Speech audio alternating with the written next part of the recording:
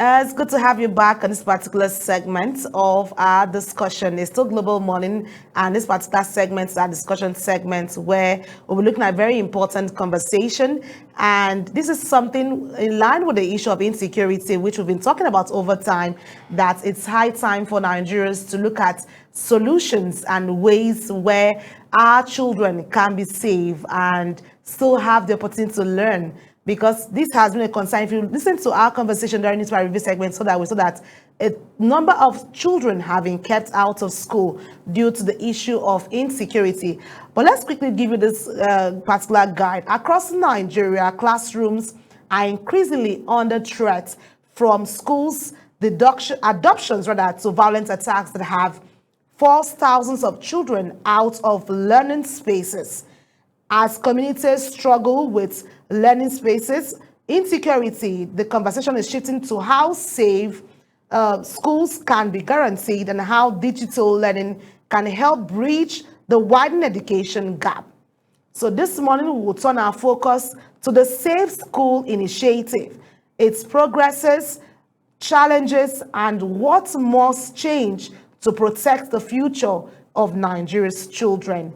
And joining us is Miriam Tanko Salami, education consultant and a passionate advocate for safe, accessible, technology-driven education. Miriam, it's good to have you join us. How are you doing? All the way from Lagos. Thank you so much, Miriam. Hi, I'm fine. I'm fine. Thank you for having me. I'm glad to be You look here. great. I appreciate the fact that you had to come in. All Thank right. you. All It's a right, Miriam, I know pleasure. this is something you're very passionate about as an education consultant, and I know you have a lot of concerns the fact that Nigerians' children are being kept out of the learning environment. When we talk about safe schools in Nigeria, we're no longer speaking in hypotheticals. From Chibok to Dachi and the most recent kidnappings, insecurity has become a direct assault on education. How would you describe the current state of school safety nationwide? Mm. As you rightly talked about it, we all know that right now school safety is a serious problem and concern for not just parents, but a community at large. Some schools are trying their best, but many are still not protected. I mean, our biggest stress, like we've all seen, is the kidnapping, the insecure school environment. And I feel like people usually enter schools, the school environment, without being properly checked. I think that is one major issue. And aside that, we also face things like cultism, violence, and I feel like teachers are not they're not trained enough to manage issues like this. Imagine if we had like teachers understanding the safety program, and then they're able to educate the children about it, what to do when situations like this happen. I know we are not always prepared, but I think drilling would help, us plan better and then become prepared for things like this. Unfortunately, we're in a country where I feel like we're not safe, even as not just children, even as an individual. So there are things that could be put in place that could help um, in this in our insecure environment, so to speak. So you've looked at the issue of training, advocacy, making a space, safe space. So what key threats concerns you of the most challenge we have today in our educational sector? Because one, you talked about the safe space. I know at schools where we have the security operatives mandate when you bring your children to school. Is that enough? It is not enough. I feel like children also need to be in the know. They need to understand things that are happening. Yes, I know we have social medias, we have news flying here and there, but I think that it should be done in a formal way so children can understand what is really happening. So they can also be ready to, be safe for themselves, not just Okay. the school. So I feel like that would help to a large extent. And then Okay. the securities, I feel like most times we don't have trained securities. We have them Okay. at the gate, but they don't necessarily know what to do. They are just employed, and then they're just asked to start. Some schools go to that extent. They train the security guards. They tell them what to do, but I feel that is not enough. We need to work as a community, so to speak. We need to work as not just a school. We need to work as individuals. We need to work as groups. We need to work as leaders, education leaders. We need to work. We just need to pass the message, keep talking about it, and keep um, helping children understand what the safety is all about. Okay, so we've seen this whole thing play, but let's look at the school safe school initiative, where Mm, that's one area a lot of concern have been raised about, and how we can get the children to be safe following the insecurity rise in the country. The Safe School Initiative was launched in 2014 as a collaborative effort mm, between governments and partners to secure learning spaces. From your perspective, sure. has the initiative delivered on its objectives so far?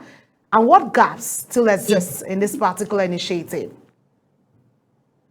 Well, obviously not, because we had a case of kidnapping recently, and the main goal was to protect schools. I mean, the Safe School Initiative was to protect schools, improve securities, and then help students feel safe. And I think it's included providing security guards, improving the school building, school fence, training teachers on emergency, and then supporting students that were affected or were affected by violence. And then I feel like it is not happening in most schools, because I mean, look at what happened recently. I don't feel like the security guards were even prepared. I don't think that the school fences or school buildings were well structured enough for things like this not to happen. I mean, this is why it was initiated in 2014, because of what happened, the kidnapping that happened. And we're not living up to that. We're not living up to the initiative. And if we are to now rely on schools that are taking it upon themselves, I also feel like teachers are not well trained, and they don't drill themselves more as teachers, as the school. And I don't feel like it is happening, honestly. Yes, I know some schools are saying that they're safe, um we're not going to be attacked. Most private schools will be under this, safe initiative. But what about the Okay. public schools that really needs the government to help in this regard? So I don't think it has really taken place, or it has really been initiated, because we still have dangers in the schools. We still have dangers in the Okay. community. We still have Okay. students that are scared of going back to school. We have Mm. students that are saying they'll rather, learn from home than go to school. We have parents that are also scared of taking their children to boarding houses. So if this is still happening and we're still scared, I don't think it is. Maybe it is out there, but not powerful enough to erase, our fear as parents, our fear as educators, and so on. Okay, so I see that you've raised a lot of concerns, because I went to a boarding house and it was actually an interesting and engaging one, being in a boarding space. But like you mentioned, and with the trend of insecurity, I've seen parents raise a lot of concern that I schooled in the north and it was a boarding house and it was safe at that time. But now a whole lot of Mm-hmm. worries have been raised by parents. So you've talked about stay Mm-hmm. at home to learn. Let's talk about the digital learning. With many communities now too unsafe for physical learning, digital platforms have become a lifeline. Do you see digital learning as a temporary alternative, or permanent solution in Nigeria's current security climate? It can be, it can work both ways. It can be temporary, it can be permanent. But I mean, are we ready? Because we just finished talking about um the school safety initiative, and then that hasn't taken place. I don't feel like it is well grounded. So Okay. if we are to look into moving the physical classroom to the digital space, are we ready? Are we really ready? It's not just giving the school or the teachers digital devices. They need to be well trained on, tools that they're going to be using. Some teachers are very good, to teach children physically, but are they able to understand how to use tools, how to share like their probably you're having a Zoom meeting, or you have like you're using Google Meet. Are you able to share a board and then express your teaching there? Are children able to, follow through during the conversations you're having? So these are the things that we need to look at. It's not just about having the device. Are we ready to train teachers? Also, we also need to look at the no light situation. Some I was about areas, for getting to instance, that, let me the take Lagos infrastructural as challenges. an example. Yes, we don't have light. Some teachers are living in areas where light is not constant, and then probably you have a scheduled um, learning. You have a scheduled session with your children. How are you able to carry this? And then we also have situations that no lights for like maybe 3 days, 4 days. How are you able to manage the situation? So I feel like as a country, we're not ready yet, but this can happen effectively if we put things in place. If we have light, if the government are willing to train teachers. It is very, I am actually an advocate for training teachers, because we all feel like the teachers have been experienced enough. They have 10 years experience, 15 years of experience, and then they understand, everything that Okay. the school encompasses. So it is Okay. not always all about that. There are things that Okay. should be in place as well. Yes. Okay, so you've actually taken it out of me where I wanted to ask about the internet access and then digital literacy for them to understand how to put this on the display if they have a Google Meet or a Zoom Meet. How realistic is wide-scale digital learning for children in rural communities or conflict-affected communities, and what practical steps can be taken to bridge this gap? Because right now we're looking at the hinterlands. How, if that is going to be a permanent solution, I just want us to see how visible we can bridge that gap. Um, okay. Yes, we can bridge the gap if we're willing as a country to. I just mentioned the things that Are the are concerns? very important that we need to put in place. Aside that, as little community, let me say, as an advocate for children, as um, an educational consultant, I usually put out, free trainings out there concerning situations like this, because since COVID, I have been an online virtual educator. I own an online school, and then I feel like experience has taught me that it is doable and is also manageable. So with this little help, we can share the word and then make people understand how digital devices can be used, how you can help children um, understand and learn better through digital devices. So yes, it is doable, but we need to come in as um, um, communities. We need to come in Okay. as consultants and educators to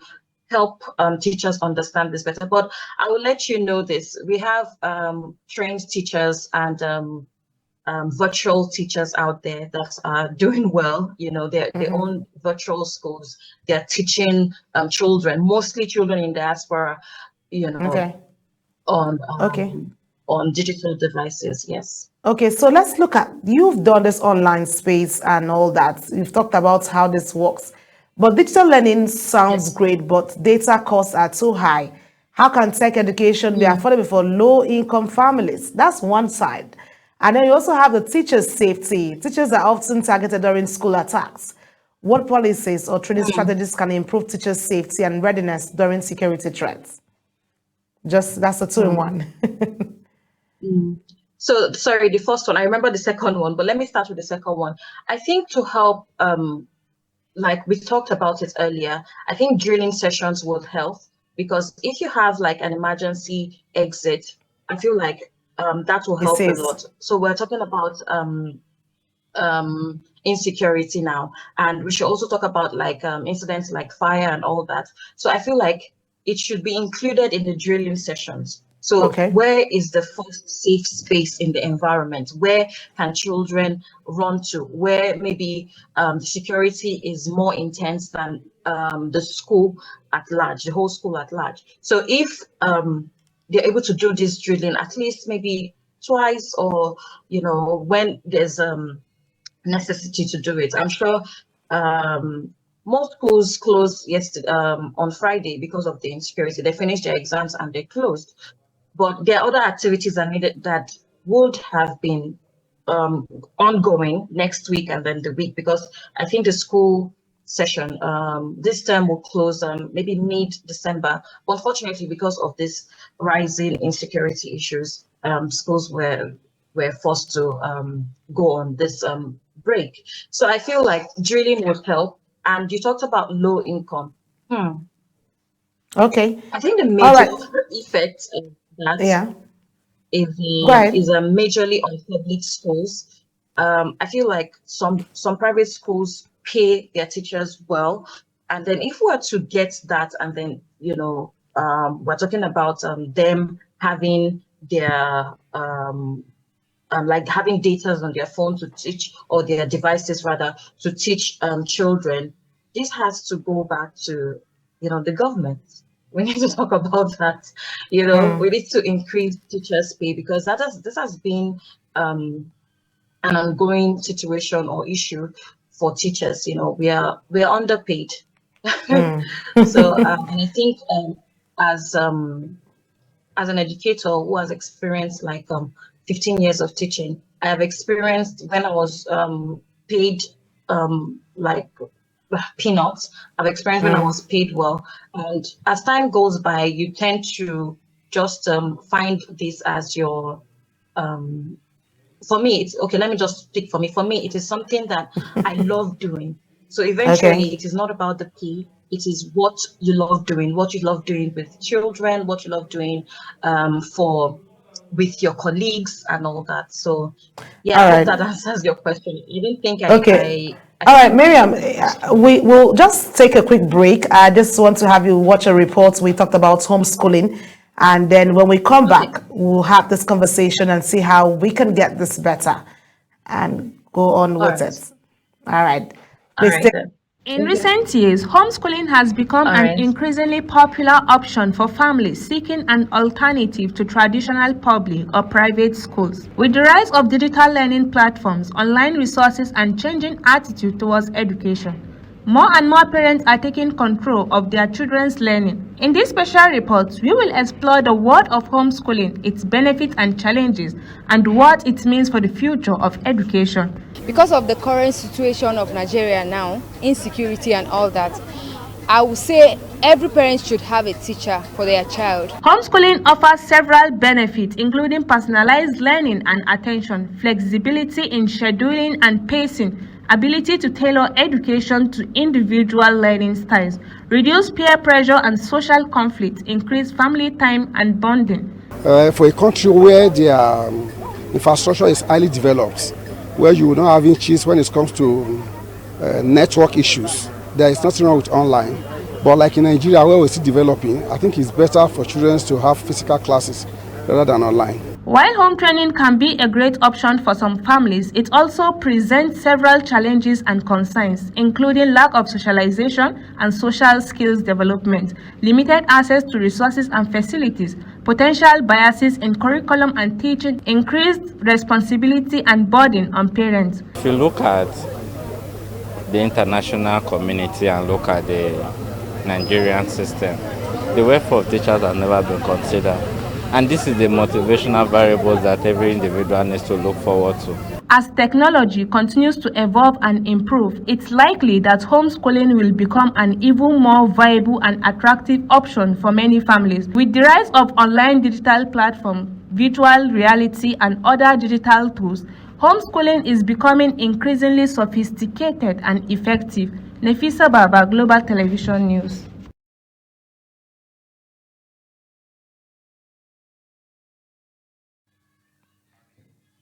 Okay, welcome back. That's it. Thank you, Nefisa, for that particular report. It tells you that a whole lot is going on in terms of education for children, how this conversation is looking at the front burner, where homeschooling, digital learning can reframe the education sector in the light of insecurity. Miriam is still there. It's good to have you back. And the report by Nefisa said a lot about how homeschooling has helped parents get closer to their children and teach them better in the safe space where they feel their children are safe. So talking about that, education can't be secured by government alone. How can parents, community leaders, and the private sector collaborate to promote safer schools and inclusive digital learning? Okay, so let's talk about how parents and community leaders can help. I feel like also as we are trying to train teachers, parents should also be orientated about some school rules, as well as some new steps that have been created for the school, so parents can understand better. They can understand the security situations. They can understand processes and procedures. Sorry, to get that, are we talking about digital space or the physical space? Digital space. Oh, okay. For the parents and to engage their children. Oh, now I understand. I think it's easy peasy for me, maybe because I've been in that line for a while. Yes, we have to also go back to the orientation. We need to talk to parents about how to engage children. Some parents during this digital activity or sessions where we are having to teach the children, they want to, help. They are prone to helping their children, especially when a child is not getting it. So these are the things that we need to put in the orientation. We need to talk to parents on how they can be patient enough for children to learn by themselves.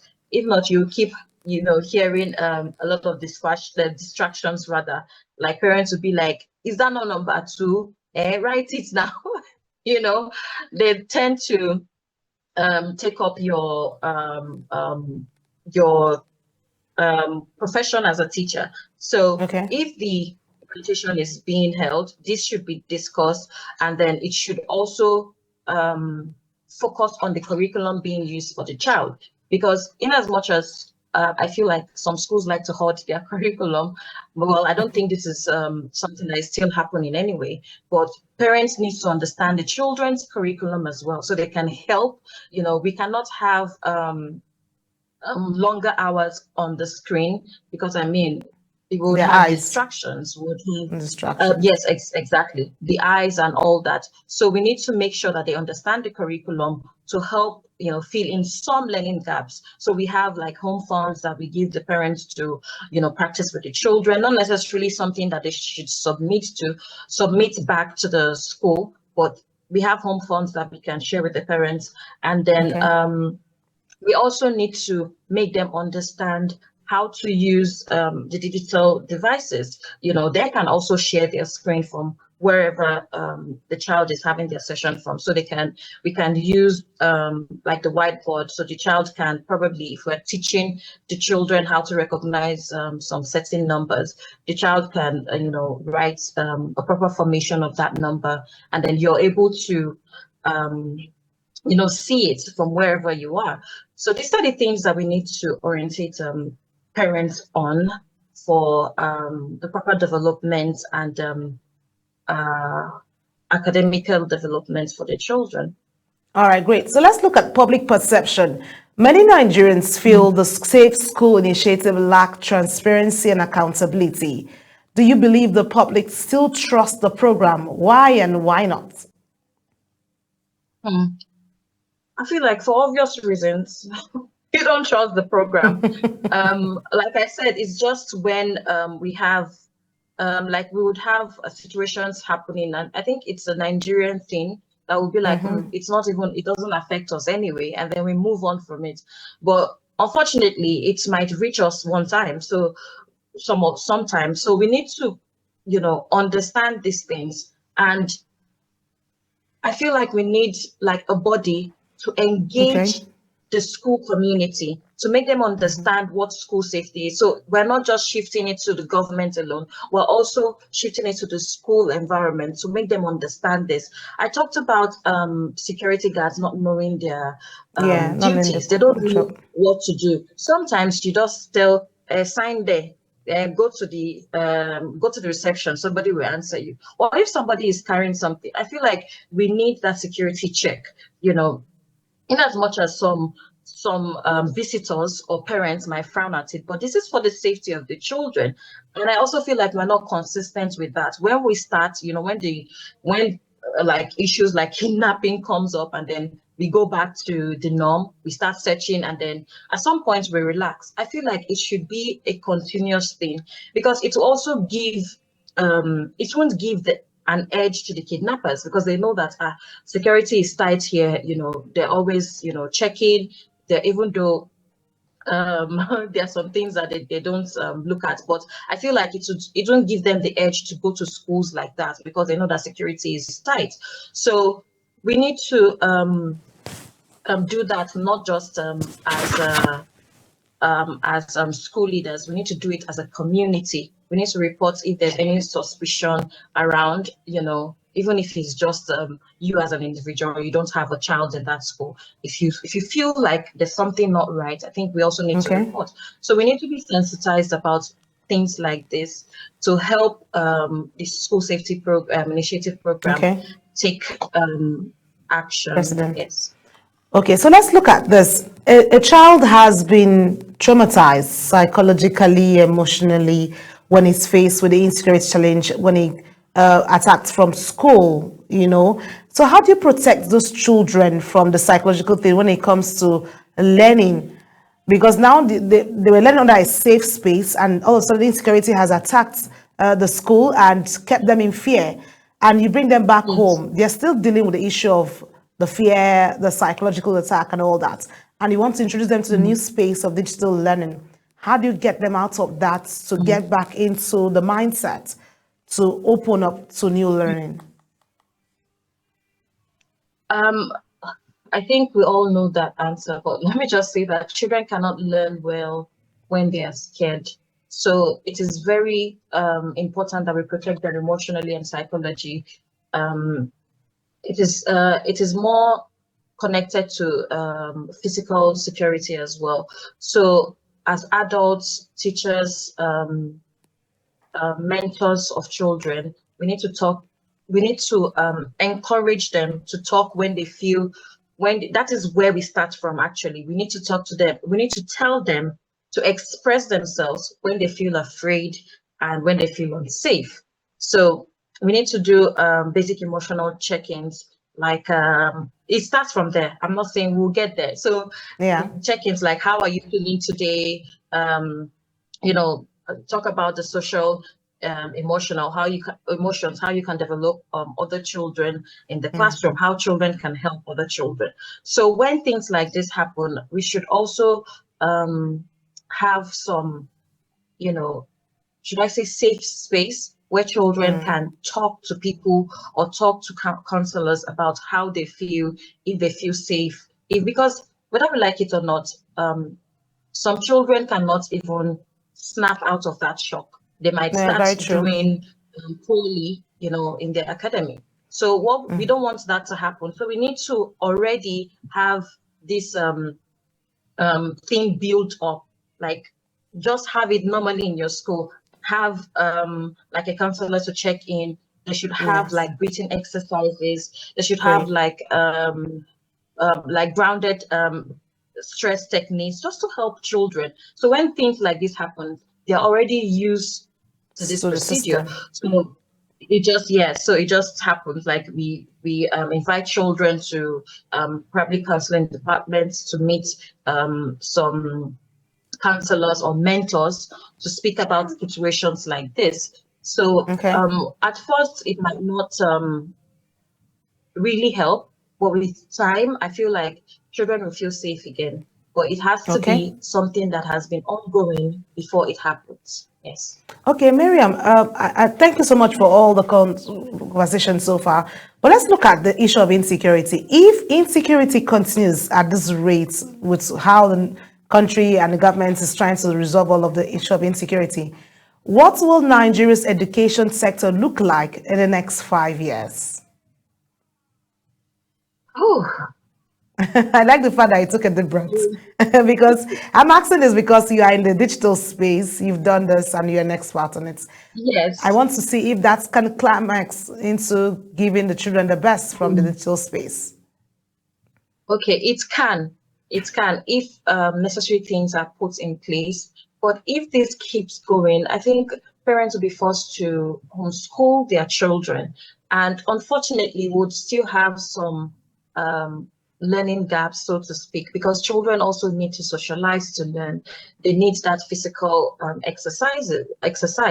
They also need to like have that sense of like classroom setting, because some children are not they are not prone to learning in digital space. But eventually, if it happens, I mean, it happens. But we're still going to have lapses if we're to take them off the classroom, physical classroom, and then take them to digital space. But yes, children will also learn, because I mean, I have had experiences and I have had good reports about children, how they've been able to understand concepts that have been introduced to them. So yes, children will learn digital space, but we also need our safe space, our physical space for children to develop and learn better. Okay, great.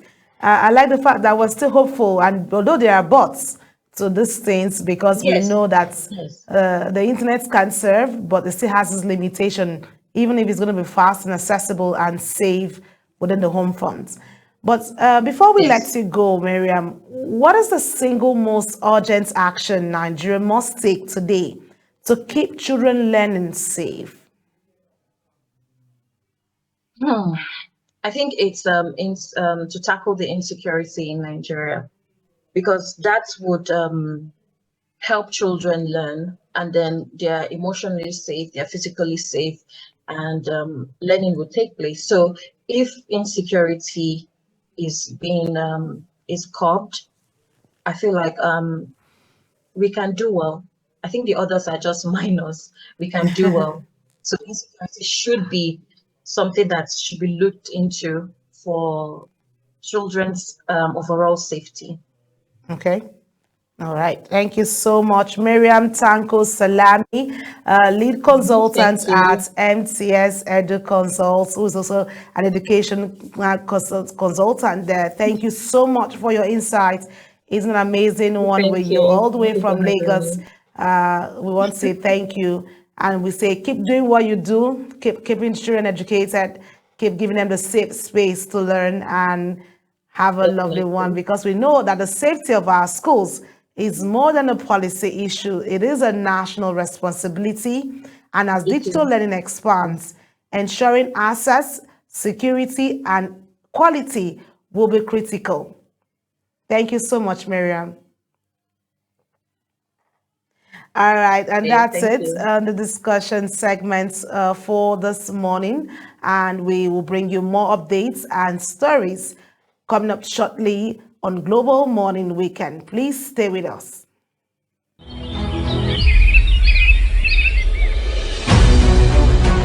Global Morning is your top morning show here on Global Television. We bring you fresh news updates daily while delving into variety of current